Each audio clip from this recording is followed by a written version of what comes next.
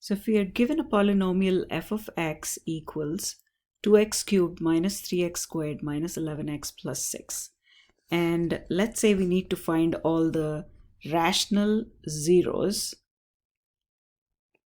also called the roots, of the polynomial, then by the rational zero theorem, we need to take factors of the constant, in this case the constant is 6, divided by factors of the leading coefficient, which is 2, and divide one by the other to get all possible values of rational zeros.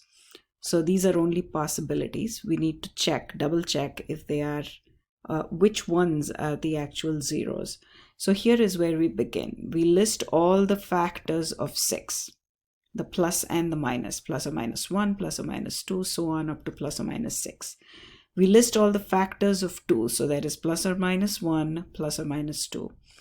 We divide one by the other, plus or minus 1 divided by plus or minus 1, plus or minus 2 divided by plus or minus 1, plus or minus 3 divided by plus or minus 1, plus or minus 6 divided by plus or minus 1. We repeat the same by dividing with plus or minus 2. So the possible, when we simplify each one of these, the possible rational roots are the ones in the blue highlights, that is plus or minus 1, plus or minus 2, plus or minus 3, plus or minus 6, plus or minus half, plus or minus 3 over 2. And some of them are repeats. So let's say I want to test if x equals 1 is a 0. I could possibly plug in an x equals 1 into the function and see if the value of the function is 0, or I could test if x minus 1 is a factor of the polynomial, which means if I divide the polynomial by x minus 1, will I get a remainder of 0? If I get a remainder of 0, that tells me that x minus 1 divides the given polynomial. So I do the long division process, and I get a remainder of negative 6. So this tells me that x minus 1 does not divide the given polynomial, which is the same as saying that x equals 1 is not a 0 of the polynomial. So if I divide 2x cubed minus 3x squared minus 11x plus 6 by x minus 1, then I get 2x squared minus x minus 12 plus a remainder negative 6. So that's a remainder over x minus 1. Now let's do the synthetic division process, and let me show you how this is done.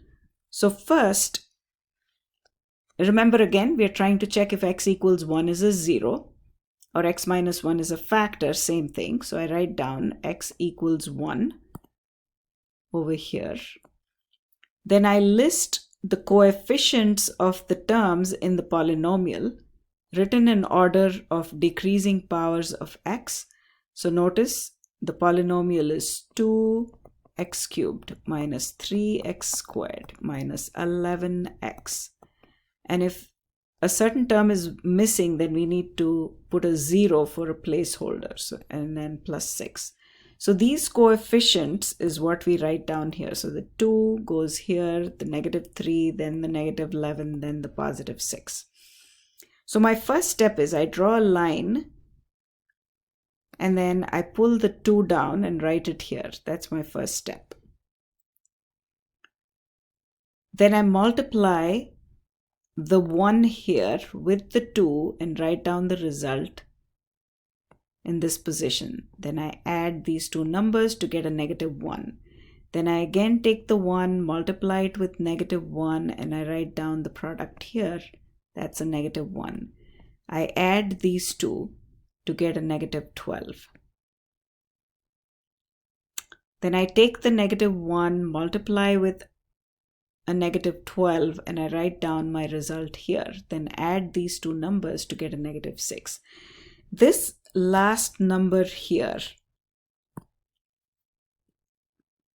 is the remainder. And if I divide 2x cubed minus 2x squared minus 11x plus 6 by x minus 1, then these three terms help me write down 2x squared. So the degree here is 1 less than 3, so that is 2x squared, minus x to the 1, because that's a negative 1 times x to the 1, and then minus 12, which is the constant. Then the remainder is over x minus 1. And this is how synthetic division works. Now another possible rational zero is x equals 3. So if we want to check if x equals 3 is a zero, if that's the question we're trying to answer, then we can check if x minus 3 divides the polynomial. Is it a factor of the given polynomial, which means we can do long division and figure it out. So here I've done the long division. I've divided 2x cubed minus 3x squared minus 11x plus 6 by x minus 3, and I get a remainder of 0. So that tells me that 2x cubed minus 3x squared minus 11x plus 6 is equal to x minus 3 times 2x squared plus 3x minus 2. Now we'll use synthetic division. So you can see one more example of synthetic division. So the number that I write down here is the 0. So if x minus 3 is a factor, then x equals 3 is what I write down, 3 here. Now the coefficients of the polynomial are listed in order. If there is a term missing, then we have to put a 0 as a placeholder. So those are the terms listed. Now I draw this line. I bring the first term down.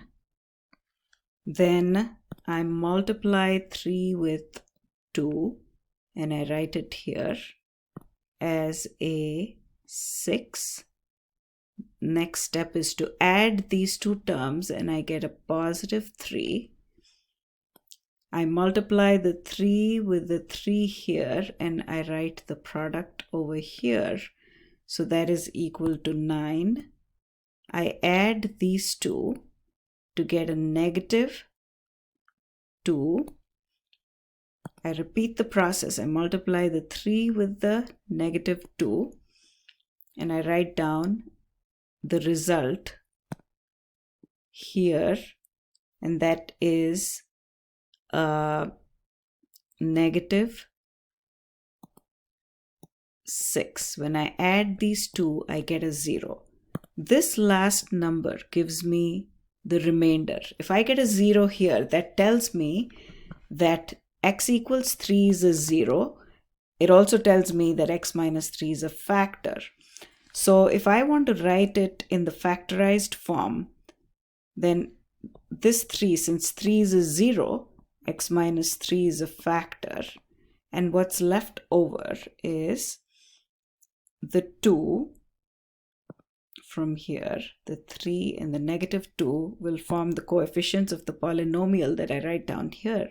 Since that's a cubic polynomial, degree 3, I reduce the degree by 1 since I've divided by x minus 3. So I get 2x cubed plus 3, you see where I'm getting these coefficients from, x squared plus negative 2 is equal to the given polynomial 2x cubed minus 3x squared minus 11x plus 6.